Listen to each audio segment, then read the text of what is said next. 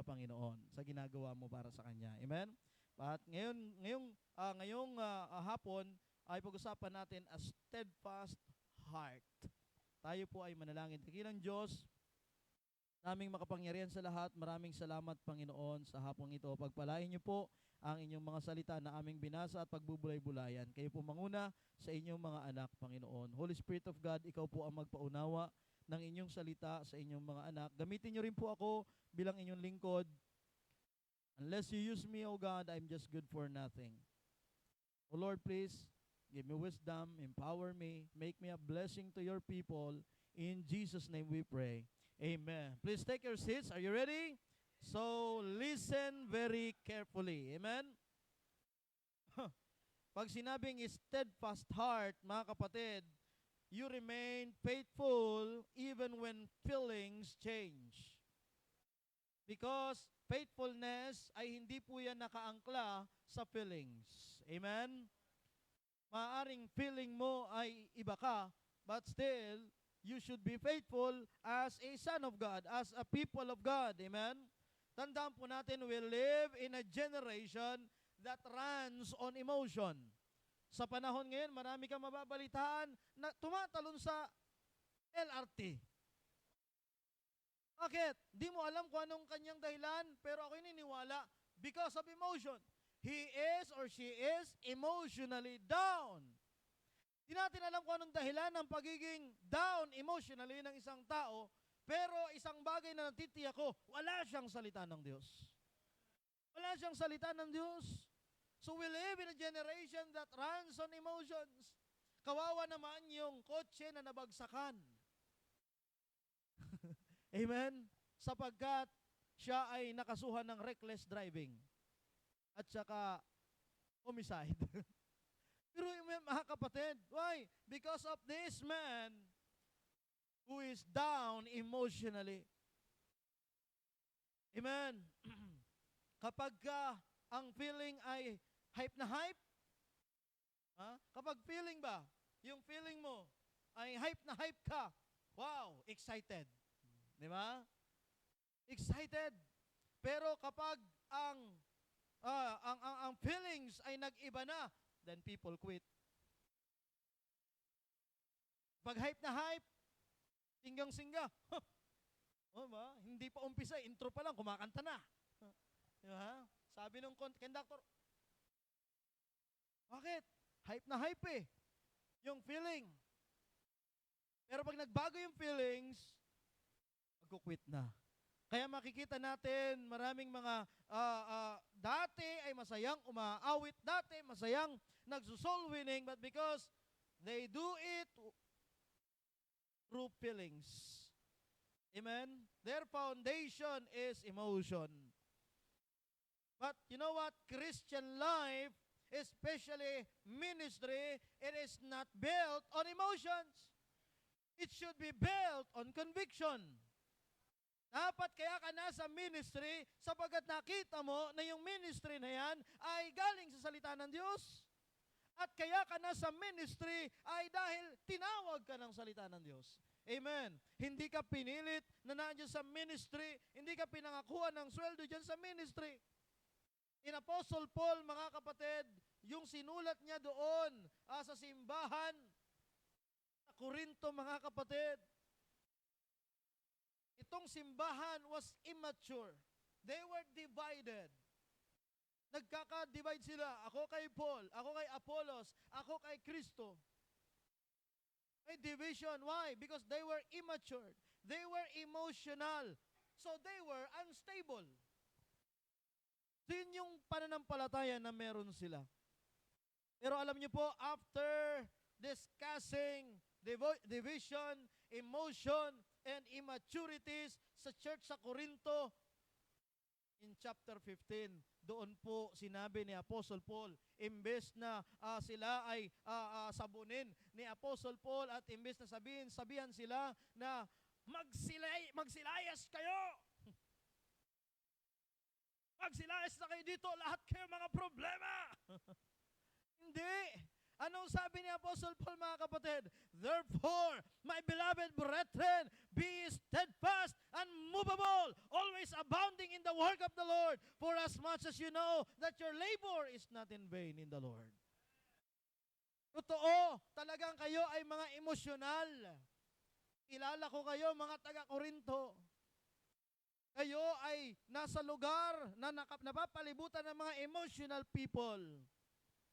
Pero tandaan po ninyo na ang Panginoong Kristo ay hindi lamang namatay para sa mga taong hindi emosyonal. Ang Panginoong Kristo ay hindi lang namatay, inilibing at muling nabuhay para sa mga mababait, para sa mga mayayaman. Siya ay namatay, inilibing at muling nabuhay para sa lahat. In chapter 15, dito po diniscuss ni Apostle Paul about Christ's death, burial, and resurrection, right? At dito pinakita ni Apostle Paul sa kanila na yung yung aking tinanggap na gospel ay siya ring aking dinala sa inyo at pinangaral sa inyo na siya ring inyong tinanggap according to the scripture. So immature ka man o hindi, magkakapatid tayo sa Panginoon. At ang Panginoon ay merong ipinagagawa sa atin bilang mga mananampalataya. Therefore, my beloved brethren, mga pasaway, mga immature, pero ang sabi ni Apostle Paul, my beloved brethren. Sapagkat ang Panginoong Kristo ay pantay-pantay ang pag-ibig niyo sa atin. Amen. Pero hindi ibig sabihin dito, mga kapatid, na tinotolerate ng Diyos ang pagiging immature ng mga taga-Korinto. Andun pa rin yung pagtuturo ni Apostle Paul, talagang walang, bago yung chapter 15, kung babalikan mo, matindi, mga kapatid, ang sinasabi ni Apostle Paul sa mga taga-Korinto. Diba? Umpisa mo sa chapter 3 pataas. Talagang hindi natakot si Apostle Paul na ipangaral sa kanila yung katotohanan. Masakit, pero katotohanan. At the same time, sa bandang huli, ganun pa man, kapatid ko kayo sa Panginoon. O ano man ang inyong ginagawa para sa Panginoon, be steadfast. Amen? Ano lang yan? Konting ano lang yan? Konting problema lang yan. Medyo naging emosyonal lang kasi tayo. Amen? Naging pinangunahan kasi natin ng emosyon. Kaya nga sa ating simbahan, hindi po tayo nagsiservice na pang-emosyon lang. Kasama po yun, mga kapatid, ko sinabing wala tayong emosyon, ha? Kasama po yun sa atin. Dahil kung ikaw ay walang emosyon, hindi ka talaga iibig sa Panginoon. Amen? Hindi ka aawit ng may buhay kasi wala ka naman emosyon eh. Pero hindi ko sinasabi na kaya kayo naglilingkod because of your emotion. Hindi po. Ang emosyon po, yan po ay sangkap lamang. Ang totoo ay yung conviction natin sa salita ng Diyos. From the Word of God. Amen? From the Word of God. Kaya dito sa atin, hindi po tayo dito kapag nagpipreach, hallelujah, hallelujah, yes, yes, Lord, hallelujah, hallelujah. Pagkatapos, iiyak ka na, tapos magagaroon ka na. Tapos pag uwi, nagmumura na. Nagiinom na ulit. Lasing na ulit. Kakagaling lang sa simbahan, nagmamarites na. Diba? Bakit? Emosyonal lang eh. Nakaiyak na sa simbahan. Parang isang kapatid din. Tumatawag sa akin kapag hinang-hina na spiritual. Nakakaawa din talaga, but I'm praying for him. Pastor, magsisimba na talaga ako sa linggo, Pastor. Hindi ko talaga kaya. Parang ako nabubuhay na patay. Huh? Parang wala na silbi yung buhay ko, Pastor. O sige, pray tayo. Pray. Totoong iyak, mga kapatid, totoo. Mga kapatid, namuti ang mata ko kakahintay ng linggo. Wala. Bakit? Nakaiyak na. Malakas na ulit. Kasi mga kapatid, yun ang delikado kapag emosyonal lang tayo at hindi tayo spiritual. Kapag naiiyak mo na, okay na ulit yung feeling mo, masaya ka na ulit. Yung tipong parang, yung may nakausap din kami noon, soul winning doon sa Takungan. Siya ay galing sa kulungan, bagong laya, maputi, puro tato. No? Nakaupo doon sa may gilid ng mga bahay, siniran ko. Yung mga marites doon, sila pa yung lumalaban. Di totoo yan, nilalabanan ako. Pero itong galing kulungan, Nakaganon pa talagang sumasabay sa panalangin at siya ay tuwan-tuwa. At sabi niya, Pastor, alam niyo po, para na ako nagsimba. Hindi na nga pupunta sa linggo yun, sa simbahan.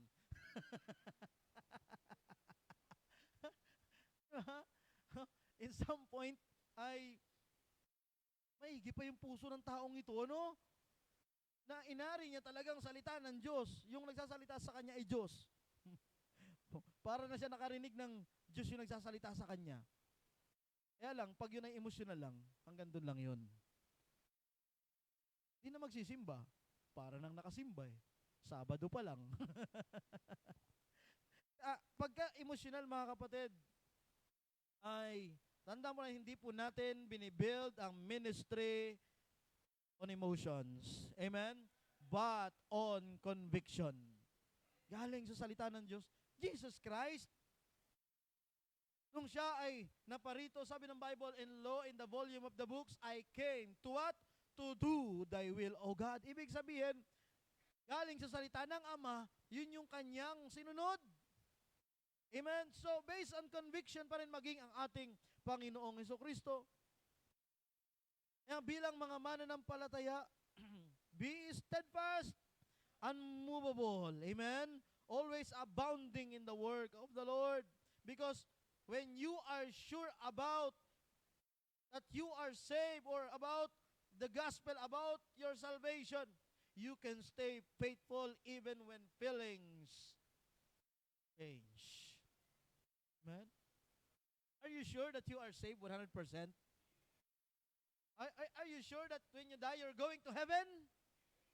Diba?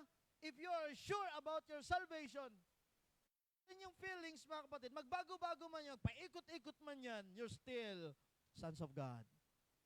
You're still the people of God. And yung command ng Diyos at yung kalooban ng Diyos, hindi magbabago. Feelings change.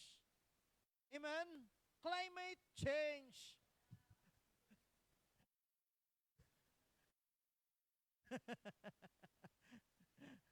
Si pag-asa, change. Yung pag-asa, naging paasa. But the Word of God never change. Amen? The will of God never change. Sabi nga ng ating Sunday school kanina, I, the Lord, I change not. Hindi nagbabago ang ating Panginoon in Malakay chapter 3. Amen? Ang sabi ng Biblia, mga kapatid, in James chapter 1 verse 8, may warning tayo mga kapatid from James about being double-minded. At ang double-minded man is always unstable. Kaya ngayong gabi ay matututunan po natin that God is not looking for emotional believers. Na paiyak-iyak lang tayo. Na tayo ay nagsiself-pity. God is not looking for emotional believers. He is looking for steadfast hearts. Ang steadfast heart, mga kapatid, yan ay full of conviction heart. A heart that full of conviction. Pag pinag-usapan natin, mga kapatid, ang steadfast or steadfastness, ibig sabihin yan is firm, fixed, settled, not easily moved.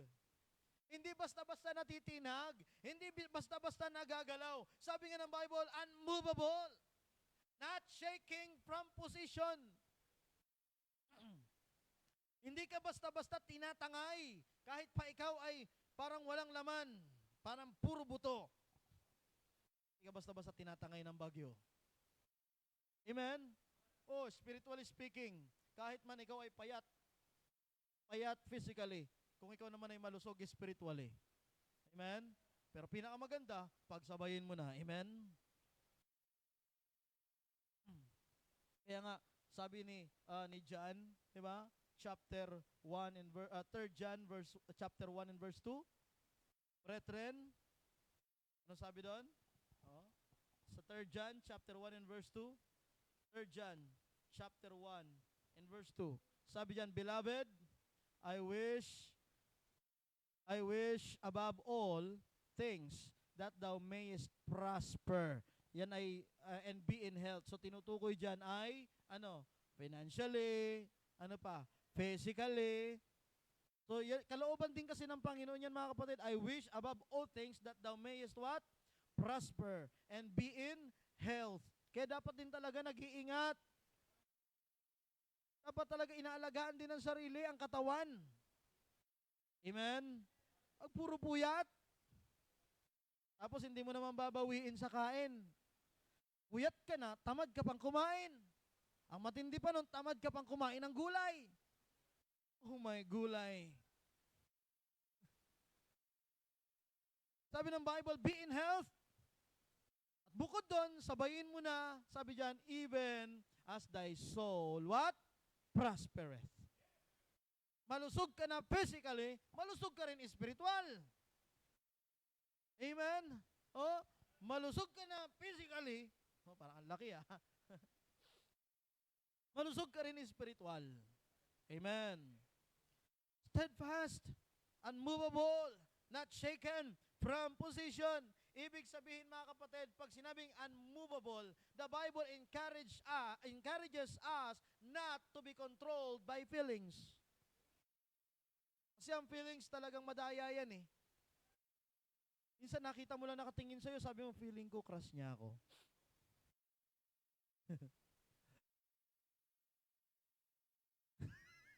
Ang masama nun, parehas kayong lalaki. Okay. Pero alam nyo, nakakalungkot ngayon, meron na rin ngayon, parehas babae. Oo.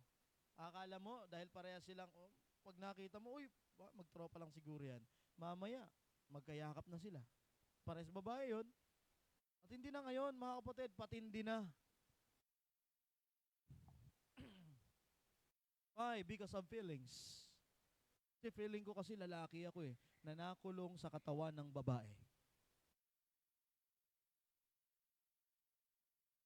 Because controlled by feelings.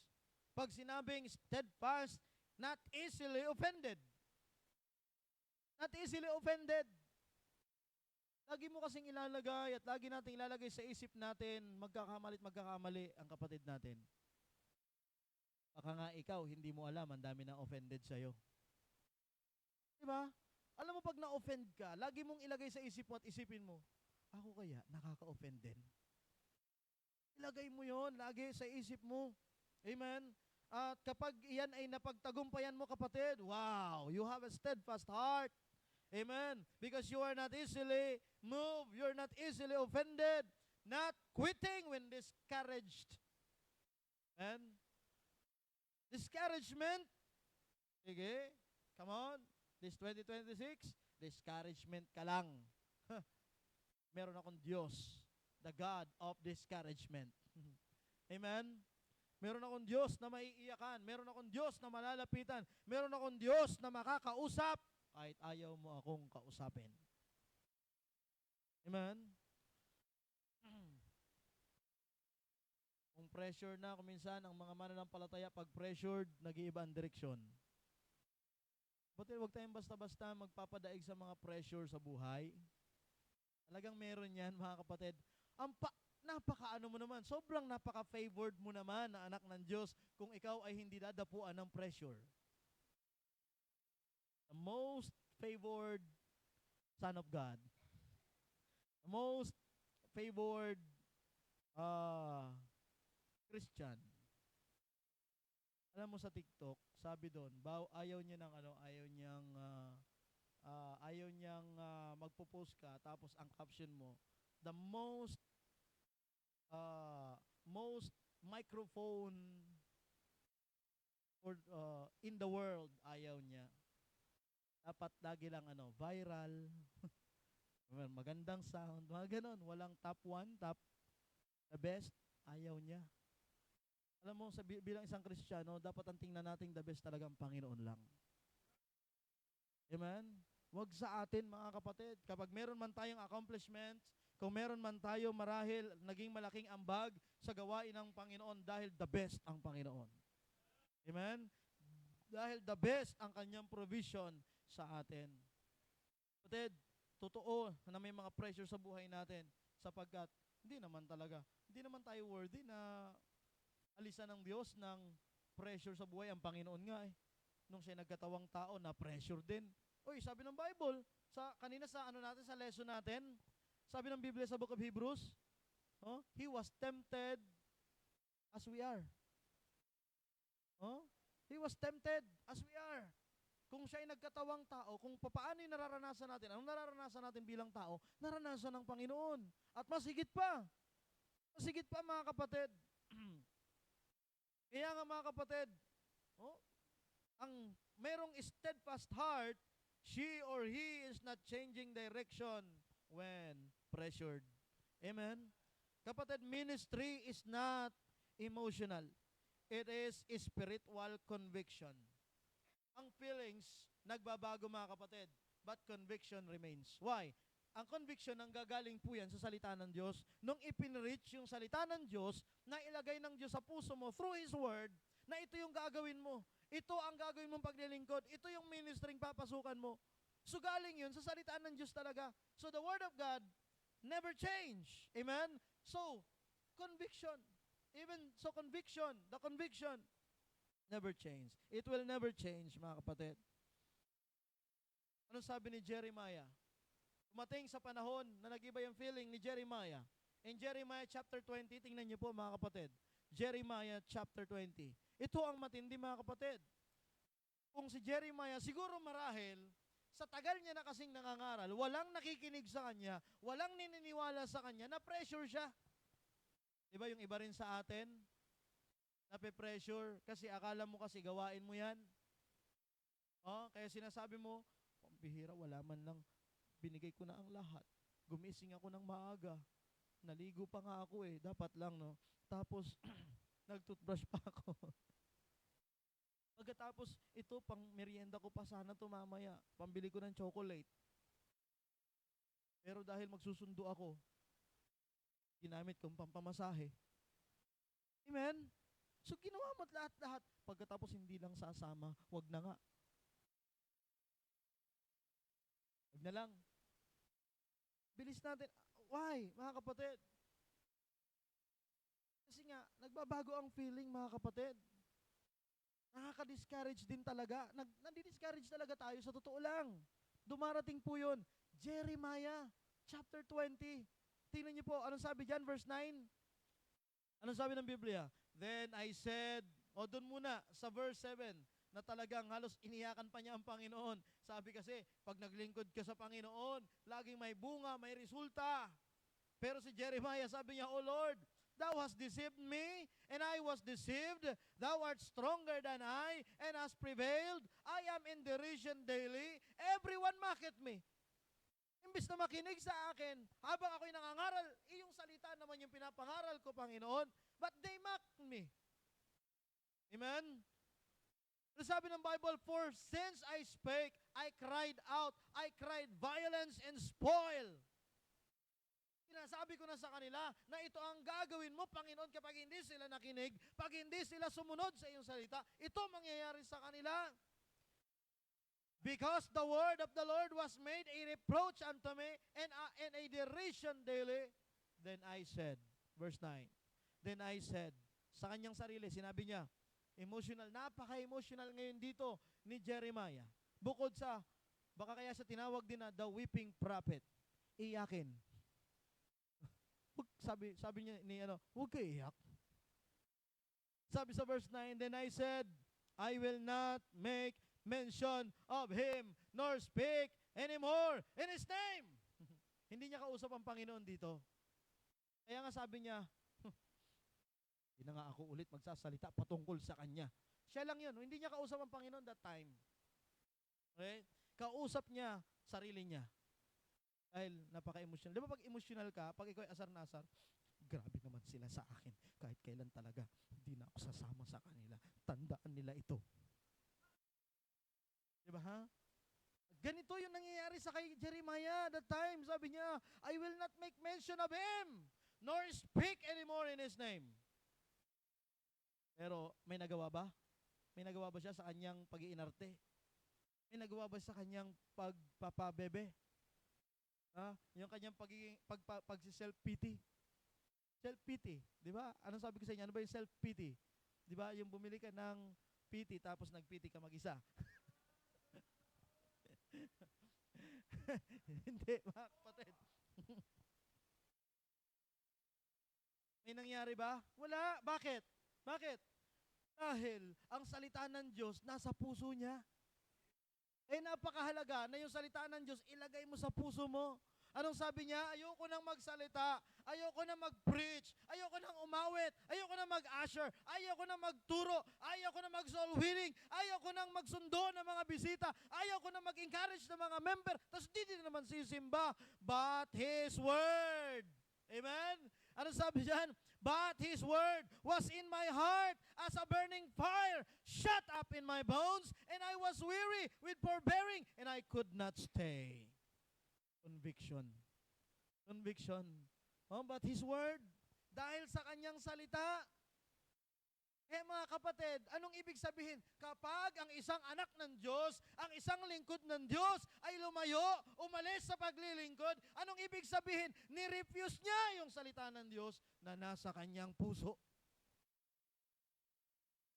At huwag po natin, mga kapatid, ugaliin na magiging dahilan natin kapag tayo ay nadidiscourage at nawawala sa gawain ng Diyos dahil ni kapatid, dahil si ganito, kapatid, ito si Jeremiah, pwede niyang sisihin talaga yung mga Israelites. The people of God. Pero salamat sa Panginoon na kapag siya ay umalis, yung salita ng Diyos ang tinanggihan niya. Kapag siya ay tumigil sa kanyang paglilingkod, ibig sabihin, ginawa niyang ang salita ng Diyos ay walang effect sa kanyang buhay. Amen? Kapatid, Jeremiah, because his word was in his heart as a burning fire. At hindi siya mapakali. I could not stay. Ministry is not emotional. Kung emosyon ang sinunod ni Jeremiah, wala na siya sa gawain. Pero sa kabila ng walang makikinig, okay, walang makikinig, okay lang. Ang mahalaga, ginagawa ko yung sinabi ng Panginoon sa akin. Walang sasama, walang bisita, walang problema, at least ginawa ko, sinundo kita. Amen? Kaya nga mga kapatid, huwag yung papangakuan mo pag hindi mo naman susunduin. Hindi kasalanan ng Diyos yung kasalanan mo yun. Hindi kasalanan ng tao yung kasalanan mo yun. Pero kapag ikaw ay pumunta doon, nangharal ka, pagkatapos pinangakuan mo, susunduin kita, sunduin mo. Kung hindi siya sumama, at least ginawa mo yung part mo sa Panginoon. Amen?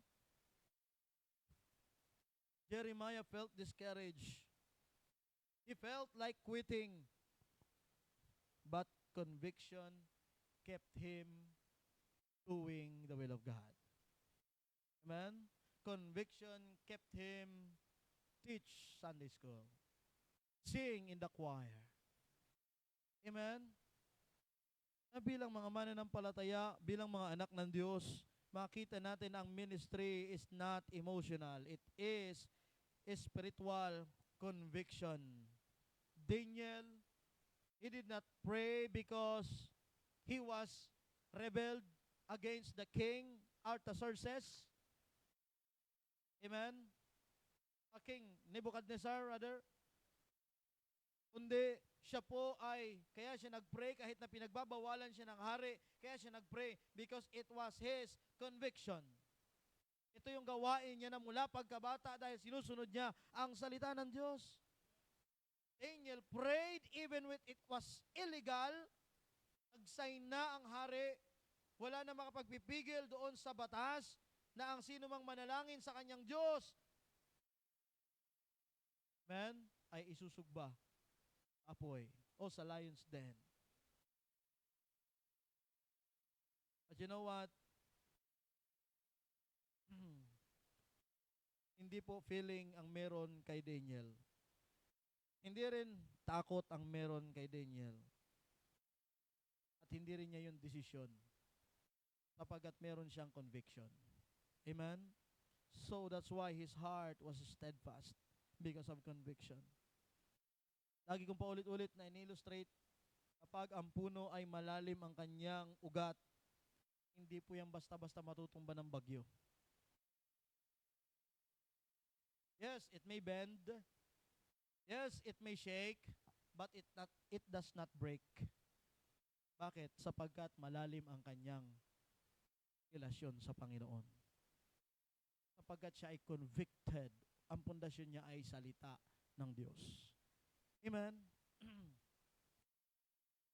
Kapatid, Christian maturity is not absence of storms. In fact, diyan pa nga mas lalong napapatunayan na ikaw ay matured. Kapag maraming storm ang dumating, maraming discouragement, maraming struggle ang dumating sa iyo, and yet, andyan ka pa rin. Amen? Maraming mga lapses, maraming kakulangan, at kung minsan pa nga, nadapa ka.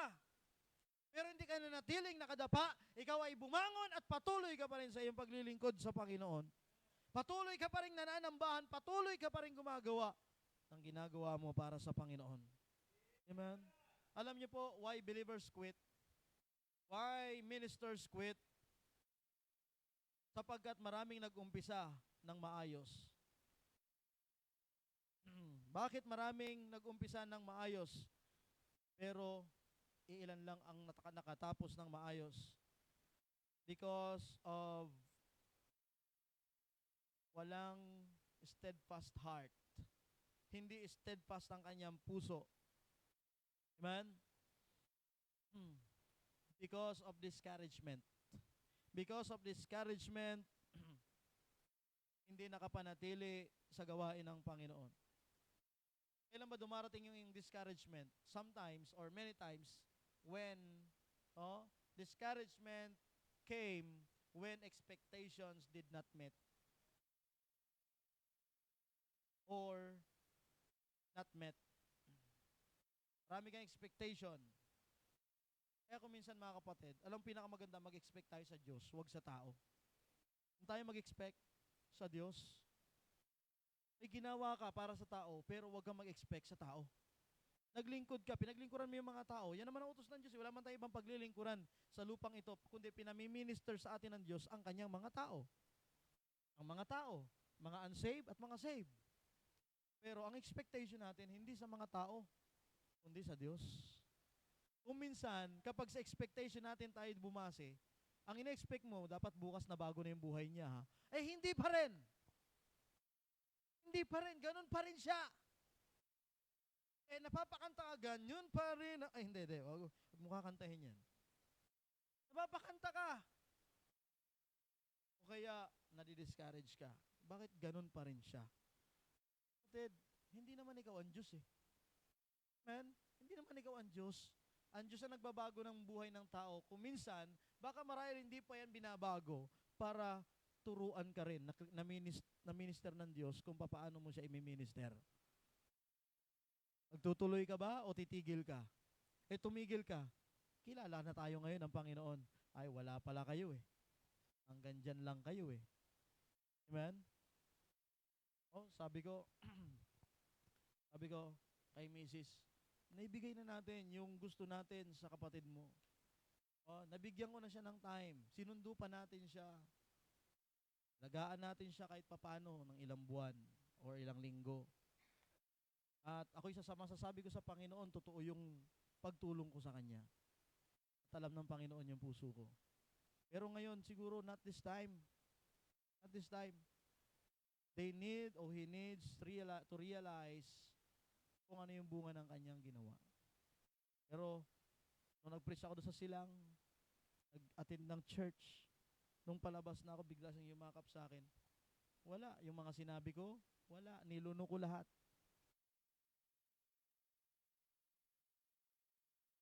Iyak sa akin, sabi, bayaw, tulungan mo ako. Ayoko na, pagod na talaga ako. Sabi ko, sige, halika rito. Doon tayo sa fellowship ng mga tatay. Nagkape kami. Tapos, sa Sunday school, pagkatapos tanghalian, pagkatapos hapon, umaten pa rin siya.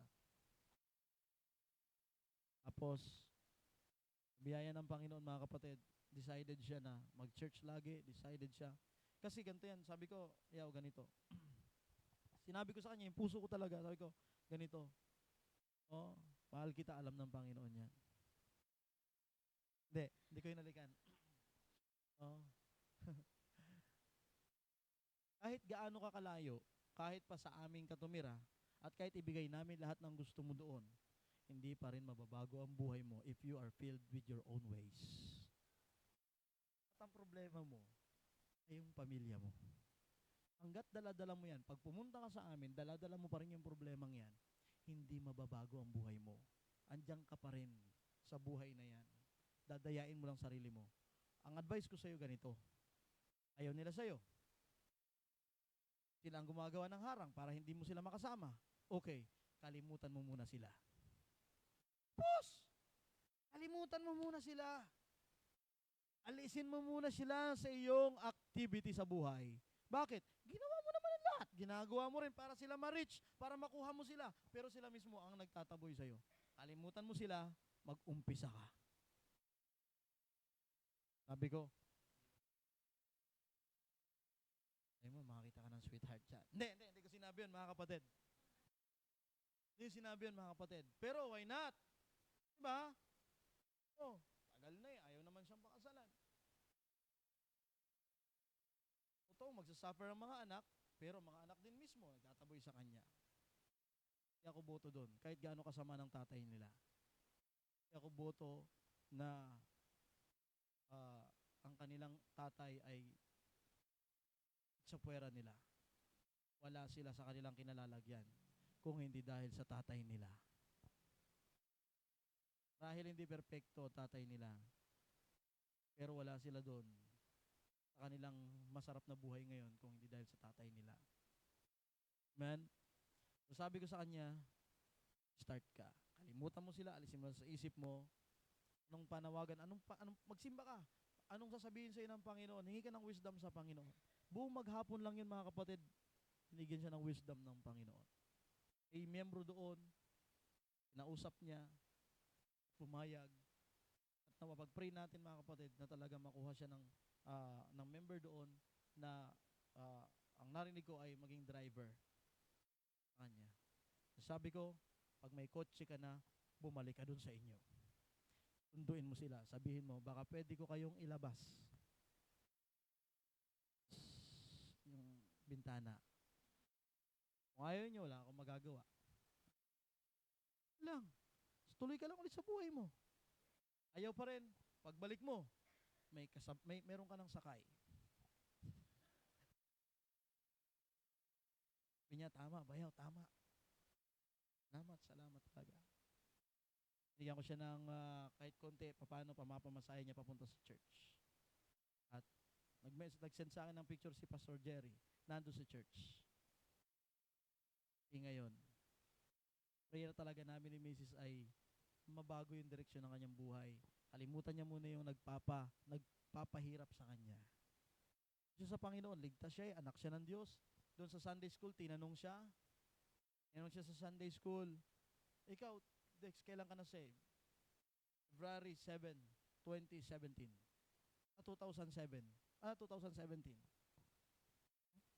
Sabi ni Pastor, tagal na. Opo, sa Los Baños pa. Kasi doon siya na-save at na-baptize. Anak siya ng Diyos, mga kapatid. Kailangan lang mag-focus siya ngayon sa Panginoon at sa kanyang sarili.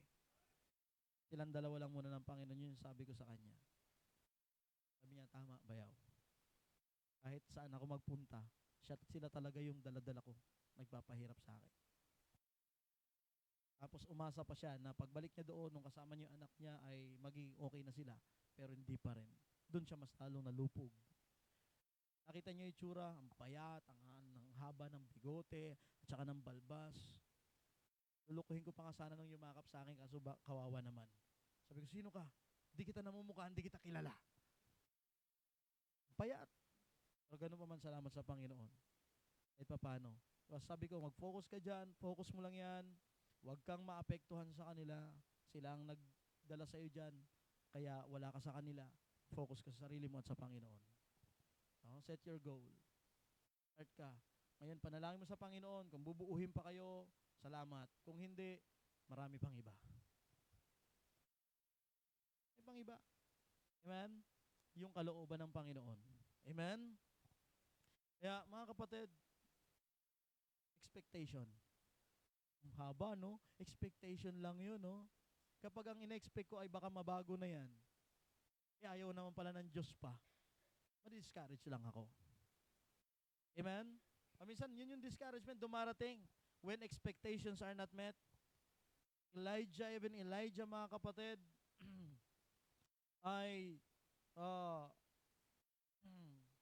gusto niya lang mamatay. Amen? After a great victory, pero hindi yun ang kalooban ng Panginoon. Amen? At alam niyo po, mga kapatid, siya pa rin po ay may mga nagawang dakila sa kanyang buhay para sa Panginoon. In fact, kung alam niyo yung buhay ni Elijah, shortcut na lang ito, mga kapatid, siya po ay ginamit ng Panginoon para mapatay ang mga prophet ni Baal. 400 plus something, 400 something. Sino nakakaalam kung ilang 450, right? 450 prophets of Baal. Diyos-Diyosan, mga kapatid. Napatay niya. Mga kapatid, minsan kapag na-discourage ka, tumigil ka, meron pa palang magandang plano sa iyo ang Panginoon, pero dahil tumigil ka, hindi mangyayari. Amen? Pero kung nagpatuloy ka, meron palang gagawin ang Panginoon na mas dakila sa buhay mo, mga kapatid. Discouragement makes us forget God's victories in our life. Huwag natin kalimutan, may mga victories na ginawa ang Panginoon sa buhay natin before. Hindi imposible na may gagawin pa siyang victory sa buhay natin. Amen?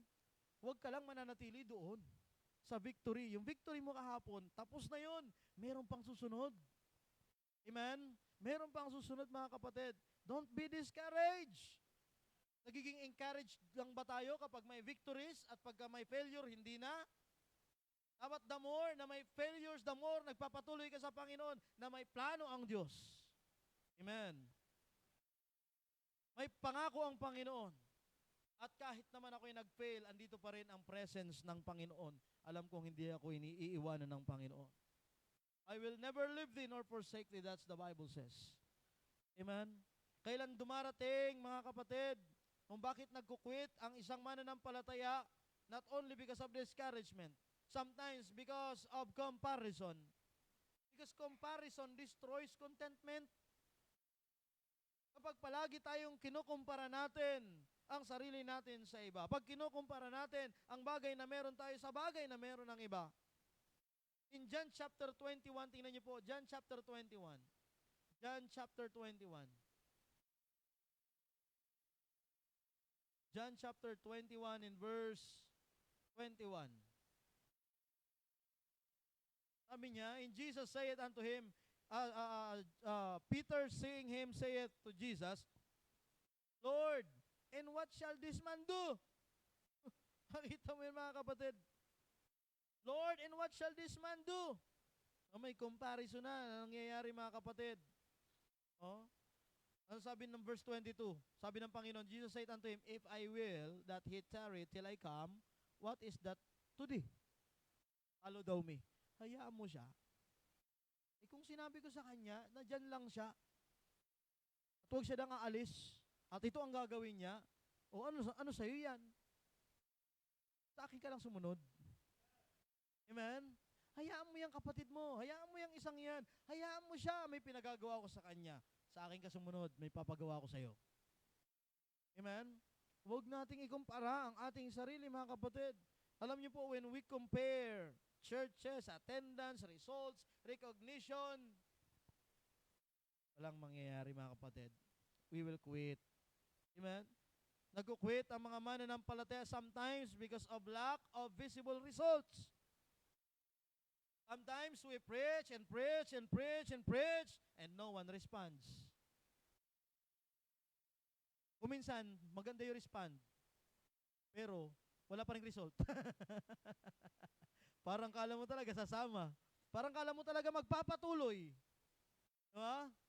Nakabihis na ng maayos, nakanektay na, maayos na yung kanyang tinatahak na daan. Parang akala mo talaga hindi na mag-quit. Amen? Pero, nag-quit pa rin. Bakit? Marahil, meron siyang ginagawa para sa Panginoon, nainip sa resulta. Nainip sa result. Pag ikaw ay nainip sa result, hindi ka talaga tatagal. Ikaw ay titigil. Amen? You teach and teach and teach, and no one seems to care. You knock doors, maraming mga kinatok na pinto, but few got saved. Discourage ka ba? Kung yun lang yung kalooban ng Panginoon sa araw na yun. Amen?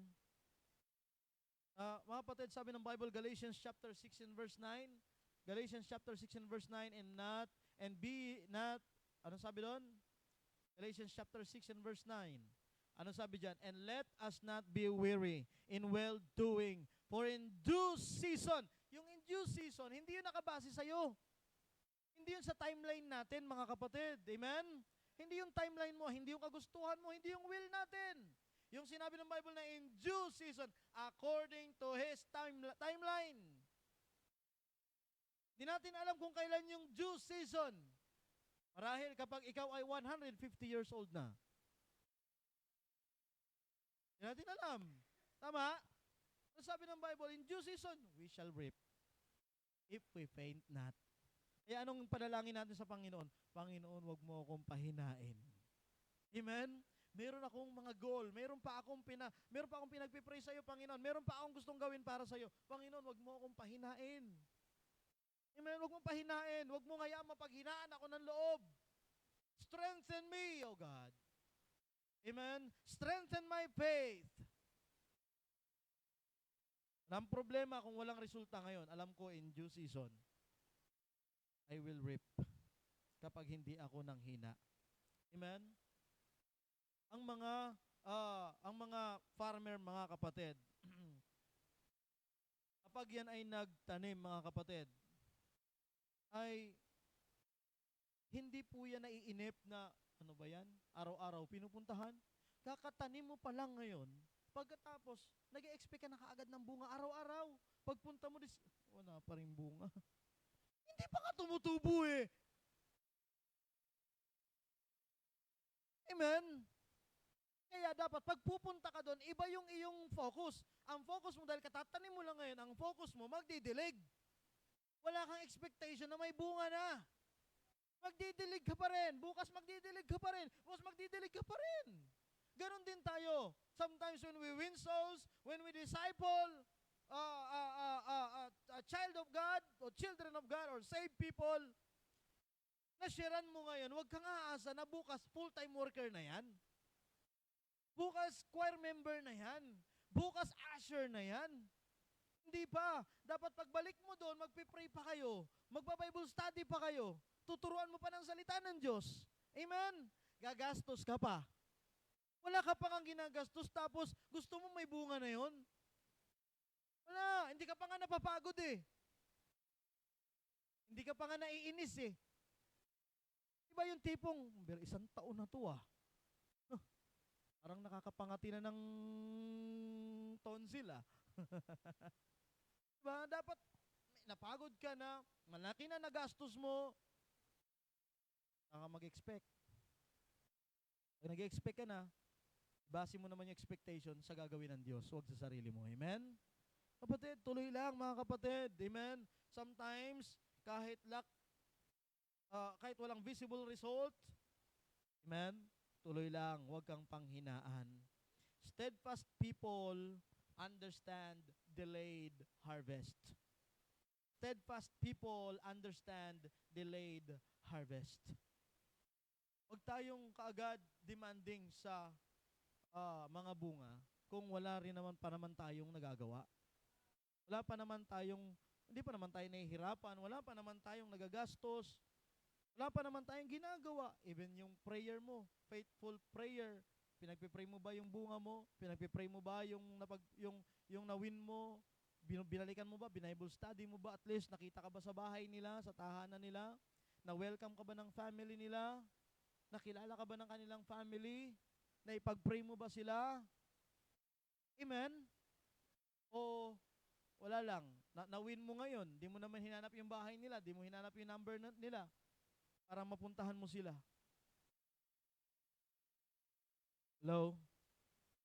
Gawin mo yan. Kung bawat isa sa atin may ganon, tapos may dala-dala tayong, kahit sabihin mo, kahit pa ilang buwan na yan pa rin yung dala-dala mo. At least, yun yung bisita mo, na inalagaan mo, dala-dala mo pa rin sa church.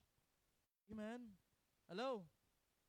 Kung madoble mo yung sarili mo ay pambira, hindi tayo kasya dito mga kapatid. Sa umaga, kung yung umaga, dami na rin ng young people in adult.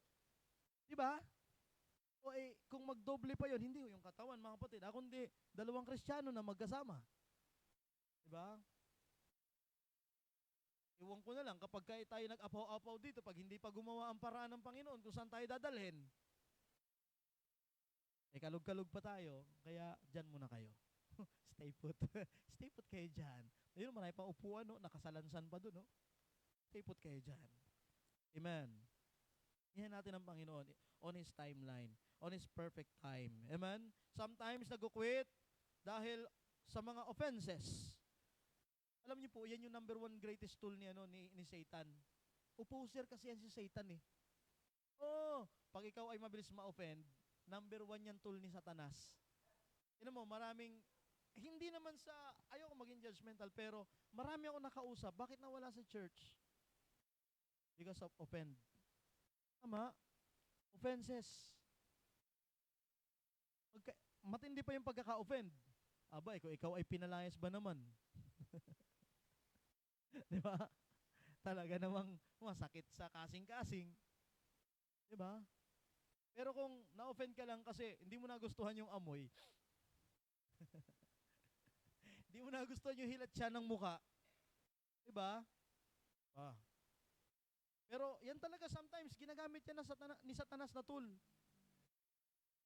At kung nakaranas ka niyan, ingatan mo na yan sa mga susunod na panahon. Amen? Ingatan mo na yan, kapatid. Lagi nating tatandaan na God, all things work together for good. Amen. To them that love God, to them who are the called according to His purpose. Papatunayan mo na kaya ka naandyan at hindi dahil sa offend kung gagampanan mo yung purpose ng Panginoon sa buhay mo. Amen? Ano bang purpose ng Panginoon sa buhay natin? Nagagamit ka ba doon? At kung hindi, sayang nga lang. Amen? Sayang nga lang. Baka tinatakasan lang natin yung nanay natin, yung tatay natin sa bahay. Baka tinatakasan lang natin yung kapitbahay nating maingay. Baka tinakasan mo lang yung mga taong ayaw mo. Tama? Nagpunta ka lang sa ibang lugar, pero di mo pa rin nagagampanan yung purpose ng Panginoon. Kaya patunayan natin, amen?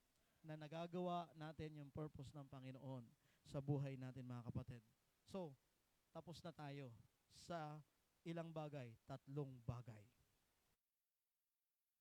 Paano tayo mananatili? Amen?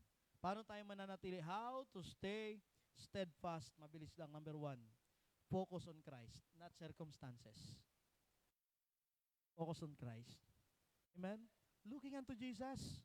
Hebrews chapter 12. Looking unto Jesus, the author and the finisher of our faith. Sa Kanya tumingin. Kasi yun, doon nga tumingin. Kasi naman siya, doon nga tumingin. Looking unto Jesus. Sa amin, hindi ka na naman natingin. Looking unto Jesus, the author and the finisher of our faith. If you look at people, you will be discouraged. You will be disappointed. If you look on problems, you will be discouraged. If you look on pressure, you will be defeated. But if you look at Christ, you will be stable. Abide in me, sabi ng Panginoon, and I abide in you. Looking unto Jesus, the author and the finisher of our faith.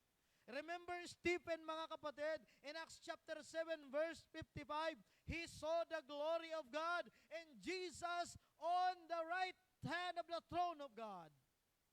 Siya ang nakikita, ang Diyos ang nakikita ni Stephen. Pinagbababato siya hanggang siya ay mamatay dahil sa kanyang paglilingkod sa Panginoon.